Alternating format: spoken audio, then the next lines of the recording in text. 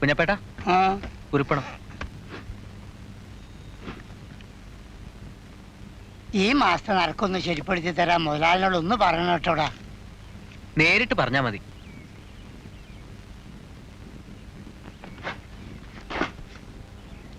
നീ ഇന്ന് വീട്ടിൽ പോകുമ്പോ ഞാൻ ഇന്ന് വരാൻ ഇത്തിരി വൈകുമെന്ന് പറഞ്ഞേക്കാം. ശരി.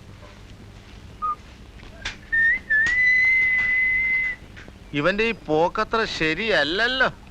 ഒരു ചായ. രാജമ്മോ, ഓ ചന്ദ്ര ഇങ്ങോട്ട് വന്നോടി. കാലത്ത് വന്നു, മണലും കൊണ്ട് പോയിട്ടുണ്ടാവും. മണിക്കൂർ 3 ഞാൻ അവനെ കാത്തു നിൽക്കാൻ തുടങ്ങിയിട്ട്. ഇങ്ങനെ പറ്റിക്കരുത് മനുഷ്യരെ. എന്തേ? അവിടുന്ന് പോന്നേ പിന്നെ അവനൊന്നും തിരിഞ്ഞു നോക്കിയിട്ടില്ല, 10 കാശും തന്നിട്ടില്ല. ഇങ്ങനെയായാലും എങ്ങനെയാ?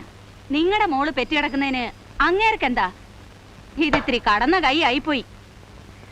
ഭാരം മുഴുവൻ താങ്ങാൻ അയാള് നിങ്ങളുടെ ആരാ? അതിന് നിനക്കെന്താ അത്ര വലിയ കണ്ണുകടി? എല്ലാവരും പോലെ നീയും തുടങ്ങിയോ? എനിക്കൊരു കണ്ണുകടിയില്ല, പക്ഷേ ഇത്തിരി നേരം നെറിയും കാണിക്കണം. ആ മനുഷ്യൻ കാറ്റത്ത് വീണ കരിയില പോലാണെന്ന് വെച്ച് മുതലാക്കുന്നതിന് ഒരു അതിര് വേണം. നാട്ടുകാർ കേട്ടാ എന്ത് പറയും? എന്തു പറയാനടി? കൂടി വന്നാ പറയും ഞങ്ങൾ വെച്ചോണ്ടിരിക്കുന്നു, അത്രയല്ലുള്ളൂ. അത് ഞങ്ങളങ്ങ് സഹിച്ചടി. അല്ലേ അവളോട് ഒരു നേരും നെറി.